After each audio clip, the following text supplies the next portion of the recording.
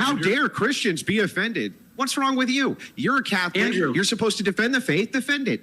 Andrew Wilson is about to absolutely demolish this panel. I'm talking demolish. This play they're discussing, I'm not even gonna name it because it's disgusting. But Andrew Wilson handles this like nobody else can. You gotta see this. Oh, did they? Yeah, Did they beat it like the public schools? Like the public schools beat it, who have 10 or hundreds of times the rate of sexual molestation of children? So I mean, when you talk about predators, for instance, guess what? Predators go where the children are. This is no exception for secular institutions like public schools. So I don't know why you people use this as a talking point. It's a terrible one. Thank you, Andrew. I am so glad he said it. I really am. Because this is always where people go the second they want to take a swing at the church. Oh, what about the priests? Okay, and what about the public schools? They have 10 times, 100 times the rate of this stuff happening to kids compared to the church. It's not even a contest. But nobody wants to talk about that, right? Predators go where the children are. It's that simple. It's not a Catholic thing. It's a predator thing. They don't care about your denomination or what you believe. They care about access, period. It is true. All right, Mike Nellis. Let me bring in Mike Nellis. I would say this, you know, as a Christian, I'm a Catholic, right?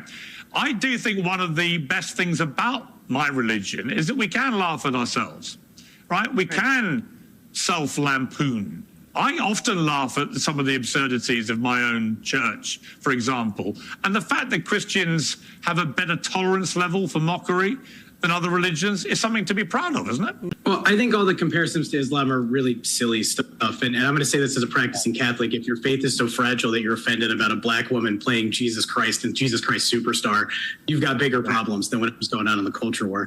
Second, we've heard a lot of, you know, frankly, some really weird comments about like homosexual infiltration of American society. Like Andrew over there is complaining about people preying on children. I haven't seen Andrew say anything about Donald Trump being in the Epstein files or releasing the Epstein files on here. So I don't really think that's just a red herring. It's a little red herring.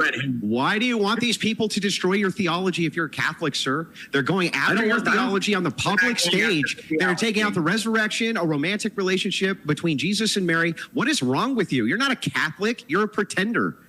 What is wrong with you? Give me a break. What is wrong with you that your faith is so weak that a play in Hollywood that's going to be you are commanded to defend your faith, sir, as a Catholic. I'm defending my faith right now. My faith is how you're going to defend it by rolling over and letting them kick you while you're down, huh? That's you defending the faith of Christ? My faith is in practice. And my faith is not going online and complaining about musicals and making you're online complaining right now. And the thing is you're a Catholic Christian and saying, how dare Christians be offended? What's wrong with you? You're a Catholic. You're supposed to defend the faith. Defend it. I'll defend my faith. Oh, but Andrew, let me jump in. Andrew, did you... Hang on, Mike. I'll come back to you. But just Life of Brian, Andrew, Monty Python. Did you find that funny? And Andrew hit him with it perfectly, like exactly what needed to be said. This Mike guy is sitting there acting like if you're offended by a play, your faith is, quote, fragile. No, that is not how any of this works. You're a Catholic, right? You're literally commanded to defend the faith. That's the job description. But Mike's over here saying his faith is in practice. What does that even mean in this context? You practice your faith by rolling over and letting people drag it through the mud? By being okay with them gutting the resurrection or making up some weird romantic thing with Mary? It drives me crazy. You see these panel Catholics all the time who just tell other Christians to shut up and take it. Oh, it's just Hollywood, relax. No, that's why you don't relax. And then the Epstein pivot. I mean, come on, that's such a transparent deflection. We're talking about the defamation of Christ and you want to change the subject to something totally unrelated? It's weak. It's just weak. How are you going to call yourself a believer and then get mad at the people actually standing up for it? Give me a break. The mockery which was in there? Yeah, I think some parts of it were, sure. Sure. Okay, so why is that acceptable? But I can tell you this, Monty Python would also, they would have gone after Islam and they would have had fun doing it. They didn't care. They were like South Park. They go after everybody. This is different. This is distinctly designed to only mock Christianity at the expense of everything else, because that's what these people do. They only care about attacking Christianity. That's all they do. Where's Islam on ice then? Tell me where it is. Oh, these performers, they're so great. They're just making a mockery of a religion. Where is it? You know, just Nowhere. But you see, Andrew's making a point, and I hear him, I do, but he's aiming at the wrong people. He's going after the performers, the actors, like where's Islam on Ice? Okay, cool, but that's not how this works. The performers didn't wake up one morning and say, you know what, let me go disrespect Christianity today. No, someone hired them, someone produced this, someone greenlit it. You gotta look at who's behind the production, who keeps making these things, who keeps funding them. That's where the pattern is. And I'm not gonna sit here and push this narrative that, oh, Islam is the untouchable religion, because that's a whole other conversation, and it's way more complicated than Andrew's making it sound. The real question isn't why won't they mock Islam? The real question is why do these specific producers keep targeting Christ, like over and over and over? That's the pattern. That's what nobody wants to talk about. Don't get distracted by the what about Islam thing, because that's a deflection whether Andrew realizes it or not.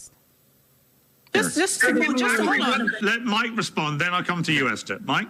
I can't get over this. There's nothing about this that's a mockery of Christianity anymore. And by the way, the same people who are complaining about this now were complaining when John Legend played the lead in Jesus Christ Superstar about 10 years ago live on it. I believe he won his EGOT performance, by the way. Like, have a little bit of trust and confidence in your faith and your religion, and maybe pick up the Bible or go help somebody else. I'm sorry, that's completely disingenuous. Entire talking points. That's a disingeous point. No one here is offended. I'm certainly not offended. What Let Esther respond. What is being highlighted here is the double standards, and to say that it's Christians being thin-skinned or they can't accept it. That's not the case. No one. I'm certainly not offended, but there is clearly a double standard here. You can make these sorts of musicals, but there's never going to be, like Andrew said, a Muhammad on Ice. And do you know why? Because there is an issue when it comes to free speech of all religions and mocking all religions. There have been teachers in Paris, or north of Paris, that have been beheaded for making comments about Islam that are not even. That is such a disingenuous argument. Like, I'm sorry, I'm just not going to sit here and push this propaganda that Islam is the one religion you can't talk about. Not when we're literally going to war for Israel right now. What are we even doing?